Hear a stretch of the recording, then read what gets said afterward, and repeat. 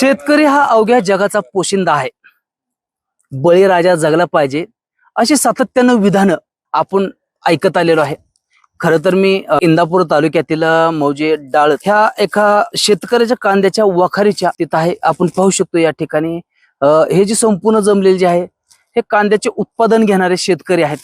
सातत्याने वर्षानुवर्ष कांद्याचं उत्पादन घेतात आणि आपल्या कुटुंबाचं या कांद्याच्या उत्पादनाच्या माध्यमातून उपजीविका करत असतात. तसंच ही जर आपण पाहिलं कांद्याची जी वखार आहे अशा पद्धतीची शेतकऱ्याने ही बनवलेली कांद्याची वखार आणि कांद्याच्या वखारीमध्ये ही संपूर्ण शेतकऱ्यांची स्वप्न जी आहेत हे कोंडलेली स्वप्न आहेत. परंतु गेल्या काही दिवसापासून या कांद्याने मात्र शेतकऱ्यांना मात्र हवालदिल केल्याचं आपल्याला ह्या संपूर्ण राज्यामध्ये चित्र पाहायला मिळालं आहे.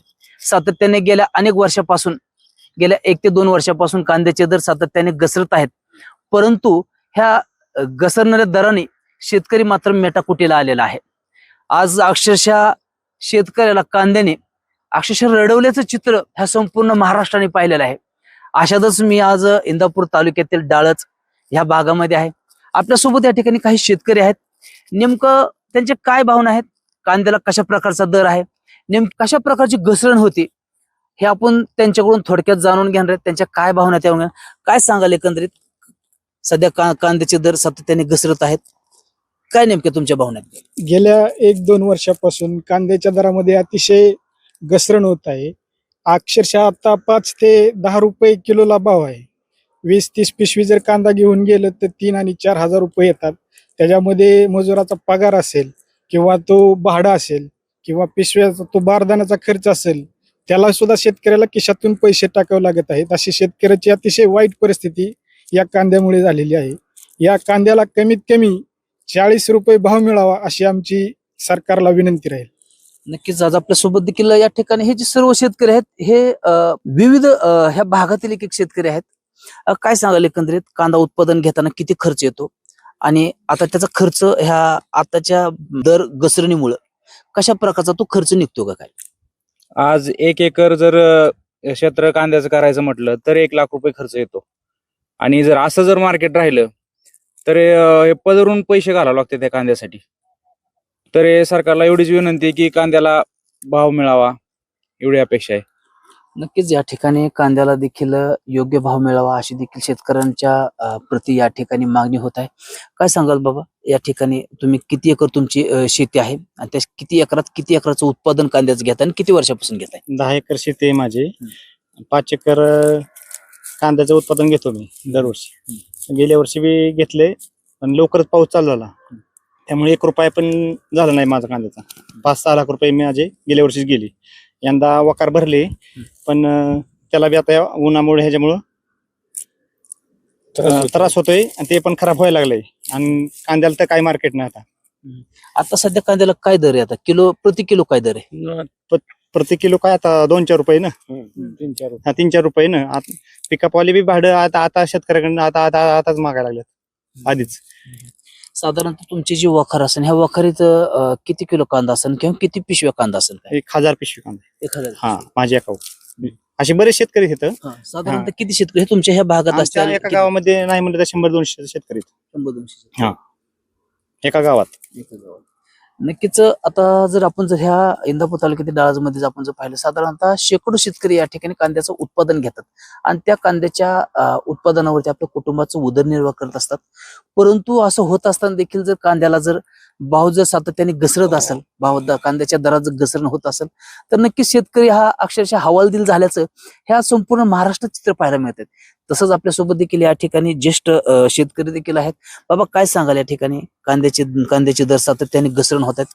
किती एकर तुमचा कांदा आहे आणि जी कांद्याची दर जी सातत्याने घसरण होते तर काय तुमचं प्रशासनाला नेमकं असेल किंवा सरकारला असेल काय सांगणं असेल, काय आव्हान असेल? काय माझं आव्हान असं आहे की मला 3 ते 4 एकर कांद्या शेती असून त्या शेतीमध्ये मी कांद्याचं पीक आधुनिक पद्धतीने भरपूर काढतो आणि त्या पद्धतीने आम्हाला त्याचा गेले 2 वर्षापासून रेटच नाही. कांद्याला भाव नसल्यामुळं दरवर्षी जर शेती पिकवलेला कांदा जर सोडून जात असेल, फेकून देण्याची पाळी येत असेल तर ह्यावर शेतकऱ्यावर कसलं संकट.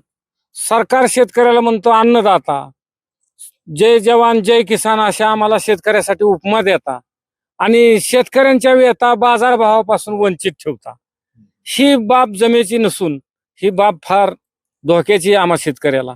लहानसहान मुलं घ्यायची, मोलमजूर खर्च करून ही कांद्याचं उत्पन्न घ्यायचं आणि कवडी मोलाने काय जायचं, त्यातून माघारी येताना एसटीला पैसे नसतात काही लोकांना.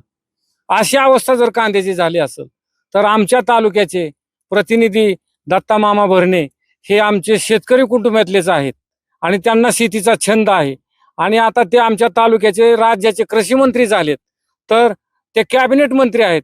तर त्यांनी हा केंद्र सरकारला, राज्य सरकारला अति तातडीने हे प्रश्न मामांनी शेतकऱ्यांचा सरकारपुढं भाव वाढवून मिळायचा मांडावा आणि आम्हा शेतकऱ्यांना थोडासा दिलासा मिळावा असं आमचं मत.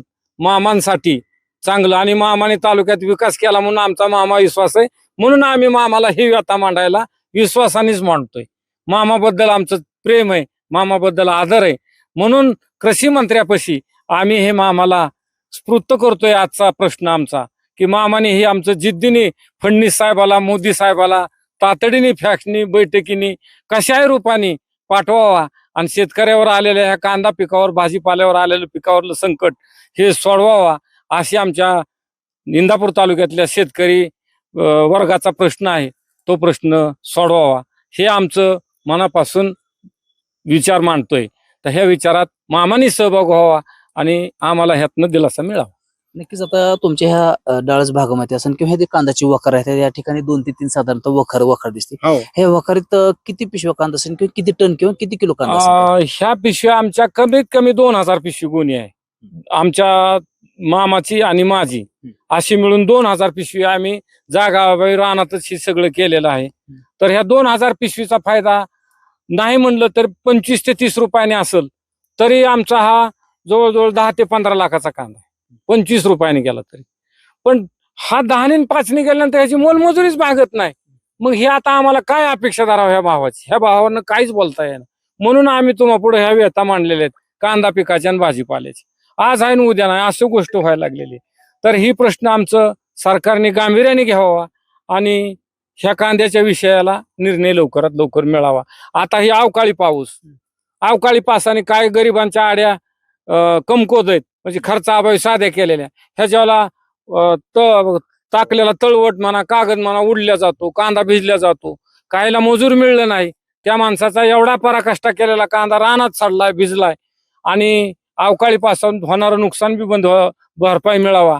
आणि कांद्याला इतकं धोका आहे की उन्हाची तीव्रता वाढली नसतोय, अवकाळी पाऊस पडला कांदा नसतोय आणि बाजारभाव नाही मिळल्यावर ठेवल्यावर बी नसतोय. मग अशा ह्या संकटाच्या पिकाला ह्याच्यावर निर्णय सरकारने योग्य घ्यावा आणि तो निर्णय घेताना आमच्या तालुक्याच्या मामानी आम्हाला जशी लग्नात जबाबदारी तशी आमच्या कांद्याची जबाबदारी मामाने घ्यावं अशी असते. लग्नात मामाची जबाबदारी मोठी असते का नाही, तशी आमच्या मामाची जबाबदारी ह्या कांद्या पिकावर राहावा आणि मामाने सुद्धा हे फडणवीस साहेबाला, मोदी साहेबाला तातडीने कळवावा असं आमचं म्हणणं आहे. नक्कीच आज आपण खरं तर हे इंदापूर तालुक्यातील डाळस ह्या भागातले शेतकरी होते. खरं तर ह्या इंदापूर तालुक्याचे लोकप्रतिनिधी, आमदार आणि राज्याचे कृषी मंत्री दत्तात्रय भरणे हे देखील ह्या इंदापूर तालुक्यातलेच आहेत. ते देखील शेतकरी कुटुंबातलेच आहेत. परंतु जसं लग्नामध्ये एखादा मामा म्हणून त्या ठिकाणी जबाबदारी आपली पार पाडत असतो, त्याच पद्धतीने ह्या शेतकऱ्यांचा मामा म्हणून या ठिकाणी लोकप्रतिनिधी म्हणून त्यांनी देखील आपली जबाबदारी पार पाडावी आणि शेतकऱ्यांचे जे व्यथा आहेत, जे शेतकऱ्यांचे जे गारण आहेत, म्हणजे कांद्याचा भाव असेल किंवा इतर जे काय शेतकऱ्यांचे जे काय प्रलंबित प्रश्न आहेत ते सरकार समोर मांडावं आणि शेतकऱ्यांना न्याय द्यावा अशा प्रकारची देखील आता मागणी ह्या इंदापूर तालुक्यातील डाळसमधून होत आहे. सुंदर कुसाळकर, LS मराठी, इंदापूर.